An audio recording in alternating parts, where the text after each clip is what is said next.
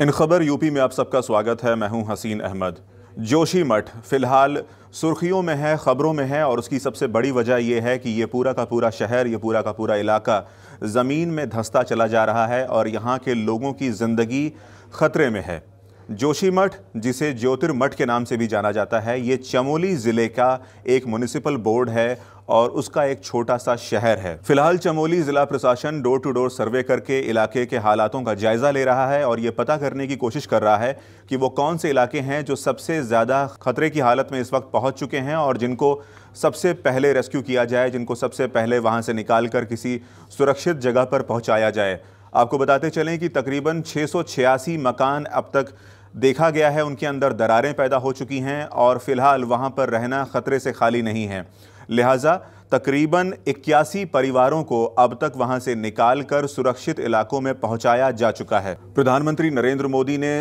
राज्य के मुख्यमंत्री पुष्कर सिंह धामी से बातचीत की टेलीफोन पर। इसके साथ ही साथ उन्होंने इस बात का जायजा लेने की कोशिश की कि इलाके में कितनी ज़्यादा परेशानियां हैं और राज्य को किस तरह की केंद्र से मदद चाहिए, वो कौन सी तमाम सहूलियातें हैं जिनकी उनको ज़रूरत पड़ेगी जोशीमठ के लोगों को बचाने के लिए और वहां के इलाके को महफूज रखने के लिए। इस पूरे काम में एडिशनल डिस्ट्रिक्ट मजिस्ट्रेट और उनके साथ साथ नेशनल डिजास्टर मैनेजमेंट के जो अथॉरिटी के लोग हैं, जो अधिकारी हैं, उन तमाम लोगों ने चीफ मिनिस्टर के साथ बातचीत की, मुख्यमंत्री के साथ बातचीत की। इस पूरे मुलाकात में, इस पूरी बातचीत में इन बातों के ऊपर जोर दिया गया कि कैसे जोशीमठ की जो तमाम परेशानियां हैं उससे निजात पाई जाए, कैसे वहां से लोगों को निकाला जाए और कैसे इन तमाम ख़तरों से इस पूरे इलाके को बचाया जा सके। इसमें सबसे पहली बात जो निकल कर सामने आती है कि अगर इंसान अपने घर को छोड़कर, अपने आशियाने को छोड़कर किसी और इलाके में जाता है तो सबसे पहली परेशानी उसके साथ ये है कि उसके पास रुपयों पैसों की बहुत ज़्यादा दिक्कत होगी, परेशानी होगी। लिहाजा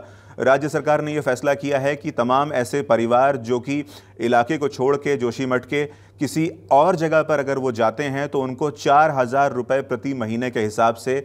राज्य सरकार सहायता देगी, जो कि 6 महीने तक चलेगा। 6 महीने तक राज्य सरकार ये सहायता दे रही है ताकि वहाँ के लोगों को कहीं और जाने में और कहीं और सेटल होने में किसी किस्म की कोई परेशानी का सामना ना करना पड़े। MOS विजय भट्ट आज 11 बजे जोशीमठ जाएंगे और इलाके के हालातों का जायजा लेंगे। आपको बताते चलें कि जोशीमठ का जो ये पूरा इलाका है, ये जो पूरा शहर का इलाका है, ये नेचुरल लैंडस्लाइड डिब्रीज के ऊपर बसा हुआ है। डिब्रीज की अगर हम बात करें तो ये वो रोड़ी और पत्थर के टुकड़े हैं जो बहाव के साथ नदी के पानी के इलाके में जमा होते हैं। तो ये पूरी ज़मीन अपने आप में अभी स्थापित नहीं हुई है, ये अपने आप को अभी भी सेटल कर रही है, ये अपने आप को अभी भी स्थिर कर रही है। लिहाजा इसी की वजह से मकानों में तमाम तरह की जो दरारें आप देख रहे हैं, तमाम तरह की जो दीवारों में क्रैक्स पैदा होती चली जा रही हैं, जो मकान टूट रहे हैं, तो उसका सबसे बड़ा कारण ये है कि ज़मीन ही जब स्थिर नहीं है, क्योंकि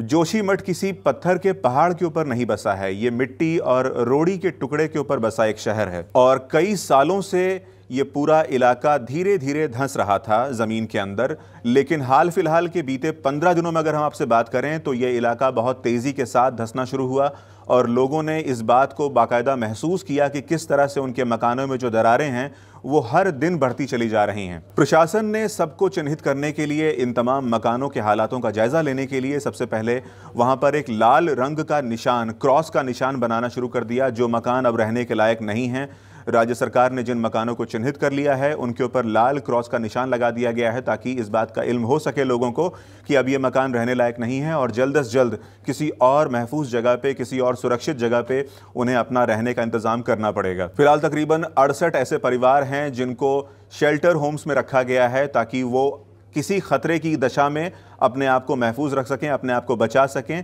और इन तमाम खतरों से बचे रहें। अब बात करते हैं कि आखिर ऐसा हुआ क्या कि पूरे जोशीमठ के इलाके में इस किस्म की एक अजीब सी परेशानी देखने को मिली कि जहां पर इंसानों ने अपनी बस्ती बसा ली है, जहां पर तमाम तरह के होटल्स मौजूद हैं, जहां पर टूरिज़्म का इतना अच्छा स्कोप है, वहां पर तमाम तरह के देश और विदेश से आने वाले सैलानियों की एक भरमार होती है। उसके बावजूद ऐसा अचानक क्या हुआ 15 दिनों में कि वहाँ पर लोगों को अपना घर बार छोड़ के जाना पड़ रहा है और लोगों को मकानों में, खेतों में और सड़कों पे दरारें देखने को मिल रही हैं। इसकी सबसे बड़ी वजह जो निकलकर सामने आ रही है वो ये है कि नेशनल हाईवे को चौड़ा करने की बात की गई और जब नेशनल हाईवे को चौड़ा किया गया तो इसका बहुत ज़्यादा असर जोशीमठ के उस कमज़ोर जो नेचुरल डिब्रीज़ हैं उसके ऊपर पड़ना शुरू हुआ और वहाँ से इन पूरे इलाकों में आपको क्रैक्स, आपको दरारें देखने को मिली। उसके साथ ही साथ यहां पर अंधाधुंध कंस्ट्रक्शन वर्क हुआ, निर्माण कार्य इतनी तेजी के साथ वहां पर हुआ कि पहाड़ उस पूरे निर्माण कार्य का जो वजन था वो सह नहीं पाया, लिहाजा वहां पर यह परेशानी पैदा होनी शुरू हो गई। इसके साथ ही साथ एक और बड़ी वजह बताई जा रही है कि जिस तरह से हाइड्रो पावर प्रोजेक्ट वहां पर शुरू किया गया, उसका बहुत बुरा असर इन इलाकों में पड़ा, क्योंकि ज़मीन स्थिर नहीं है, ज़मीन किसी पत्थर के पहाड़ पर नहीं बनी है, लिहाजा वहां पर यह तमाम परेशानियां शुरू हो गई और ज्योतिमठ आज उस हालत में पहुंच गया है जिसमें हम सभी उसको देख रहे हैं। ऐसी तमाम जानकारियों के लिए बने रहिए इन खबर यूपी के साथ। इन खबर चैनल को सब्सक्राइब करें।